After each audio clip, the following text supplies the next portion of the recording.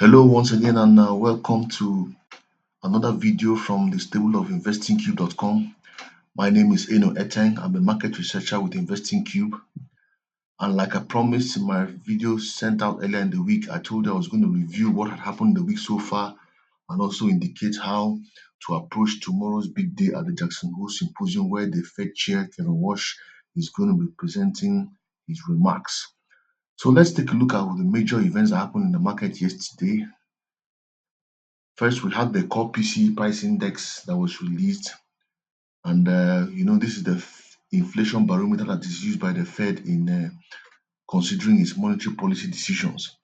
So there were no surprises there. The core PCE price index month on month printed at 0.2%, which met the market expectation. And the preliminary GDP also quarter on quarter came in at 1.5%, which also met the market expectations. So for the core PC price index, even though it met market expectations, but it was a 0.1% increase over the previous month's print. So what that means is that the inflation situation in the US is not really cooling, okay? And this could, bring to bear some pressure on US bond yields, which last week's intervention from the US Treasury was aimed at containing. Well, anyway, that is what happened, and the US dollar, of course, had some benefit from the increase in the month-on-month figure for the core PC price index, and this played out on several assets. We saw gold pushing down below 4,600, and we also saw the Euro USD and the GBP USD also taking some minor hits. Okay, the losses that this pair suffered wasn't really much. The focus of the market yesterday was actually on the earnings report for Nvidia Corporation. So Nvidia Corporation released its second quarter results yesterday, and boy, it was a surprisingly stellar outcome. The report was so good, and the markets enjoyed what they saw yesterday from the Nvidia earnings report. So basically, what did this report indicate? Now, the concern for most investors concerning the earnings of AI stocks has not really been on whether the reports are better than the consensus or not, but it has been on whether these companies can generate earnings that will keep pace or at least outstrip the vast increase in the expenditure on AI infrastructure that has been done throughout this year. We've seen several companies, Nvidia, Microsoft, Alphabet, Meta, many companies involved in the AI space ramping up their capital expenditure. And this has brought concerns to investors as to whether these expenditures can be matched by fast increase in earnings. Well, Nvidia answered that question comprehensively yesterday. The company brought in revenues of 96.2 billion in the quarter under consideration, and this beat the market expectation of 92.2 billion. The adjusted earnings per share came in at $2.22, beating the market expectation of $2.10. What even surprised the markets even more was the revenue guidance for the third quarter. The company guided at $108 billion plus or minus 2%, where the markets were expecting guidance of $104.2 billion.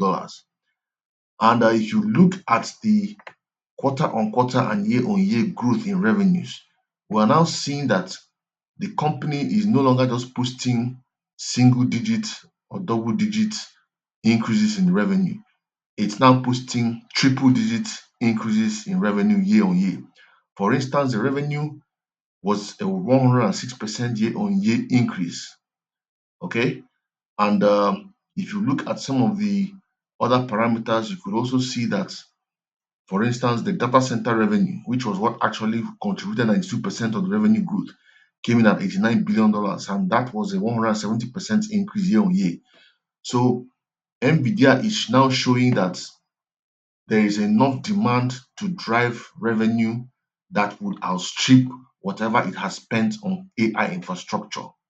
And what also stands out in this report, as we said earlier, was that the revenue from data centers has ramped up tremendously.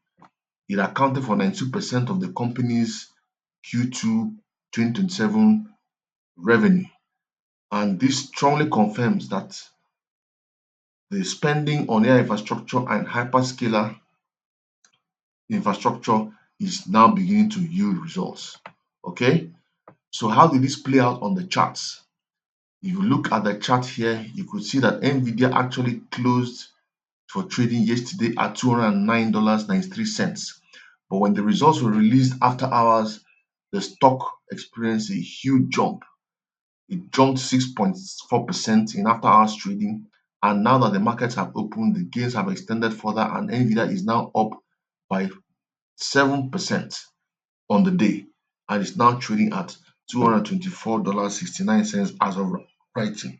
So this result has, pushed across several markets, okay?